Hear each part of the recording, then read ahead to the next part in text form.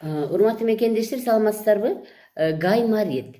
Гаймарит деген эмне? Гаймарит деген бул бизде гайморова пазуха деген бар. Мына ушул мурун көңдөй жакка жакыныраак жайгашкан пазуха. Демек бул жерде гайморит деген сөз ошол гайморова пазуханын сезгенип калышы. Демек биринчиден ушул жерге микроб түшөт.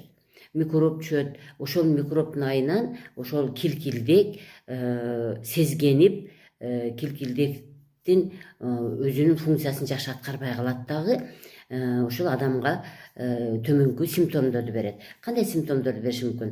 Эң негизгиси ушул жер ооруп калат. Ошол көздүн мурундун үстү, эки көздүн ортосу, эки каштын ортосу ооруп калат. Эңкейгенде күчөйт. Мындан тышкары мурундан суу агып калат. Эми ал аккан суу бара бара суу болуп баштайт, анан кийин коюу боло баштайт, анан кийин жашыл агуу, жашыл коюу агуу боло баштайт. Мындан тышкары көздөн жаш агышы мүмкүн, баш ооруйт, мурун менен дем алуу кыйындайт, температура көтөрүлүшү мүмкүн, адам чарчайт. Мына ушул симптомдор гайморитте билине баштайт экен. Эми биз канткенде биз ушул үй шартында ушул гайморитти жеңилдетип турабыз.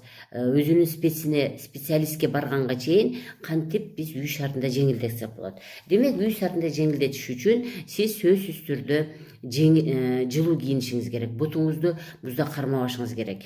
Мындан тышкары башыңызга сөзсүз түрдө баш кийимди кийишиңиз керек.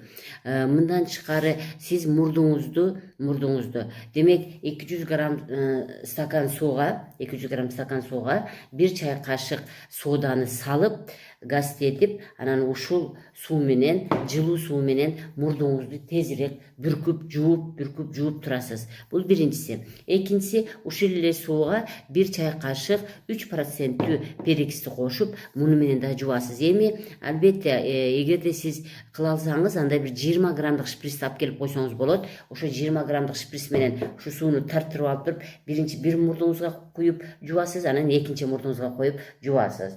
Мындан тышкары сөзсүз түрдө мына ушул адамдагы мурундун жанынан кетип аткан без тамырларга сөзсүз түрдө массаж жасаш керек. Эми ал үчүн сиз, мен дайыма айтып жүргөндөй, мына ушул акырек үстүндөгү сөөктүн, мына акырек үстүндөгү сөөктү сөзсүз түрдө сиз биринчи ачып алышыңыз керек. Акырек үстүндө сөөктү биринчи ачасыз. Кааласаңыз 7 жолдон алып келиңиз, кааласаңыз 14 жолдон алып келиңиз. Анан кийин моюнду ачасыз, көрдүңүзбү? Анан кулактарды ачасыз. Андан кийин мына ушу носовые ходы, носогубная складка деп коет, мурун менен эриндин жанынан өтүп кетип аткан ушу складканы сөзсүз түрдө төмөн каратып массаж жасайсыз. Төмөн каратып 1-2 жолу массаж жасап туруп, 3-4 жолу сылап түшүрөсүз. Андан тышкары астыңкы жакты сылап түшүрөсүз, үстүңкү жакты сылап түшүрөсүз. Жана пешенени сылап түшүрөсүз. Мындан тышкары сөзсүз түрдө мына көздү массаж жасайсыз. Колуңуз менен көздүн астына сөөккө колдорду киргизиш керек, мунун үстүнө киргизиш керек. Обязательно бул деген айырмасы көздү сөзсүз түрдө ичкериге массаж жасайсыз, ичкериге. Сөзсүз түрдө ичкериге массаж жасайсыз. Мындан тышкары полный башыңызды ылдый массаж жасап коесуз. Эми албетте мен дайым эле айтамын, эң негизгиси жакшы болуш үчүн биз сүт оокаттарын, таттууларды жана буудайдан жасалган тамактарды токтотушубуз керек.